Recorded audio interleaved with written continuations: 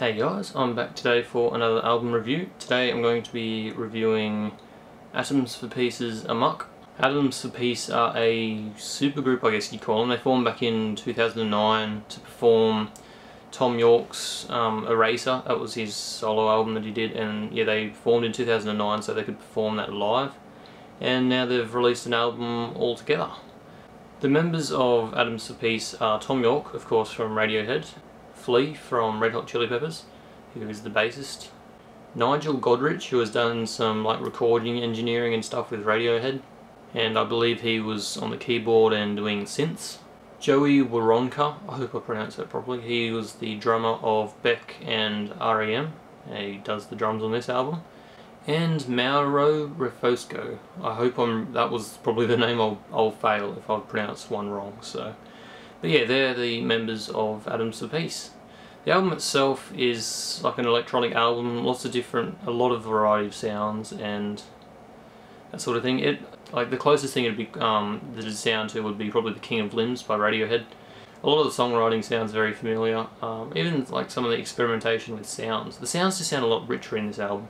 I thought the sounds on The King of Limbs was kind of a little bit tinny, a little bit stale, but they sound a lot richer on this album.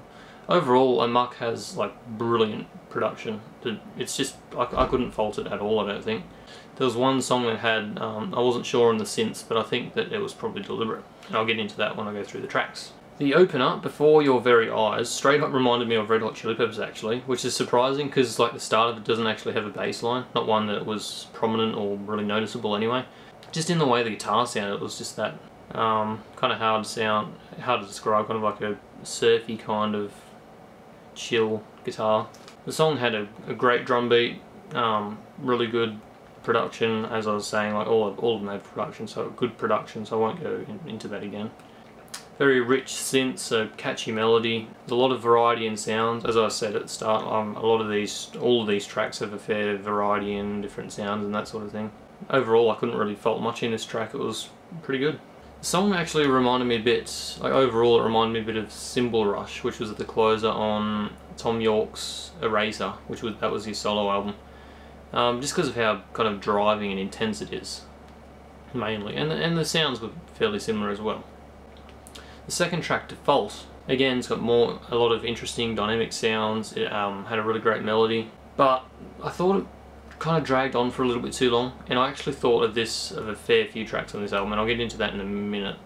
But yeah, it just felt like it went on a bit too long. The melody was good, but it's not good enough that it carries on for, I think it was like 5.5 minutes or something, which a lot of these tracks are quite long, and I felt like they just got a bit stale after a while. Ingenu, this is the song that had the kind of empty sounding synth that I talked about before I went into the tracks. But I think it was deliberate. I think it's supposed to feel a bit cold and empty. It sounds a bit like a default synth that you'd hear from Fruity Loops or something like that. Has an interesting melody though, and Thom Yorke's voice is just phenomenal on this track, just exactly what you'd want. And overall on this whole album it was pretty good. It was just Thom Yorke's voice over this style of music just goes down really well. The main problem I had with it though, a lot of the tracks had like a lot of reverb on his voice, and I felt like it was a little bit overused, and it got a little bit annoying later on. It wasn't necessary. It's great on some tracks. I think the opener, Before Your Very Eyes, had that kind of reverb, and it was really effective. The next track, Dropped. Again, it's a good track overall. Similar variety in sounds, all that sort of thing. Driving. Well, a fair few of the initial tracks on the album were quite driving and intense in terms of their pacing and like drum beat and that sort of thing. But yeah, this track just felt like it dragged on too long, and you know, what this album did a lot of, and it uses the variety of sounds to mask how unchanging the melodies are. The melody, like, while they're not bad, a lot of the tracks, they were just kind of a little bit uninteresting, a little bit bland. And rather than, you know, cutting off the song early, which would be an easy way to kind of negate the effect, but rather they just throw in a variety of sounds throughout the, they just change up the sounds and that sort of thing throughout the track, and it just, overall, like, after a while the formula became really apparent to me, and it started to really bother me, just track after track doing the same thing. So that was probably my main issue with the whole album. They're just that same formula of just using variety of sounds to try and cover up the fact. I don't know if it was deliberate, but it just, yeah, like I think if they changed up the melody as well as having this variety of sounds, it could have been brilliant. The next track, Unless, basically the same thing. Good track on its own, but it just felt like it started going on too long and that sort of thing, and it just bothered me. And I'm not saying these are bad tracks, like on their own they're great, but overall on the album, it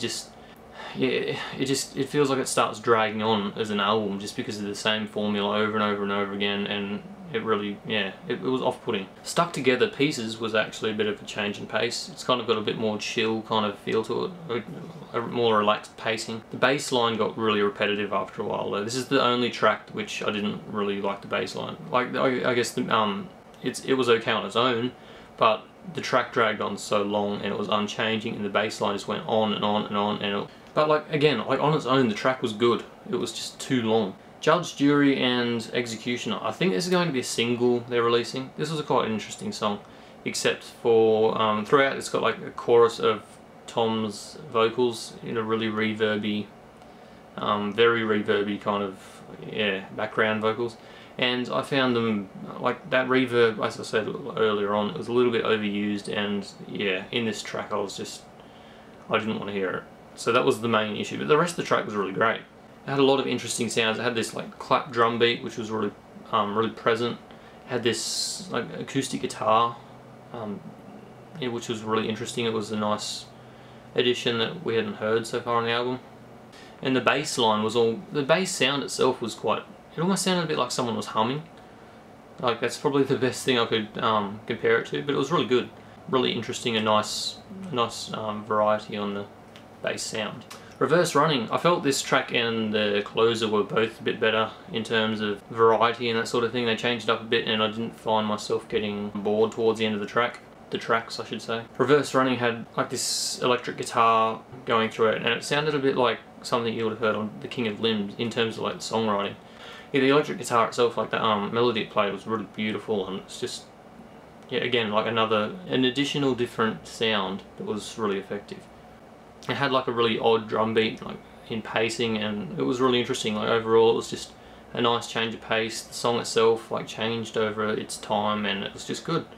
I thought it was a really great track. Amok, which is the title track, also the closer. It had this really great bass line. It had a really great melody, this song, and yeah, it just built in a couple of different stages in the track. It was really great.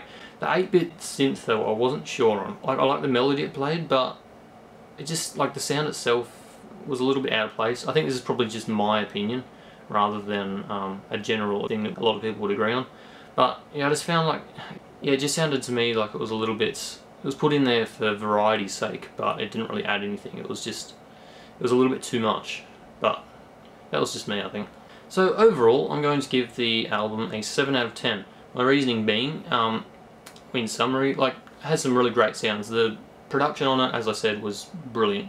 Really rich kind of sounds. I never felt like something was washed out when it wasn't supposed to be. I felt like the balancing was just perfect, and it was really good, except from the reverb on Thom's voice. That was the only thing that kind of annoyed me overall. It was just overused. It wasn't the sound itself, I should say. But yeah, as I said, a lot of the melodies they weren't interesting enough to warrant the song length.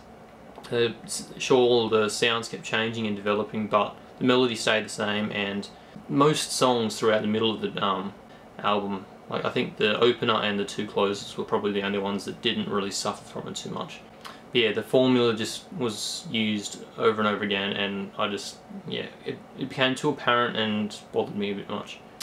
But yeah, as I said, the bass lines were really great through this album. I think Flea's contribution to this album was really good. You wouldn't expect it, because Flea's kind of out there compared to Thom, who's quite reserved in his songwriting and sounds and that sort of thing. But yeah, I thought they went really well together, actually. So I think that's about it. I thank you for watching. Let me know what your opinion is on the album.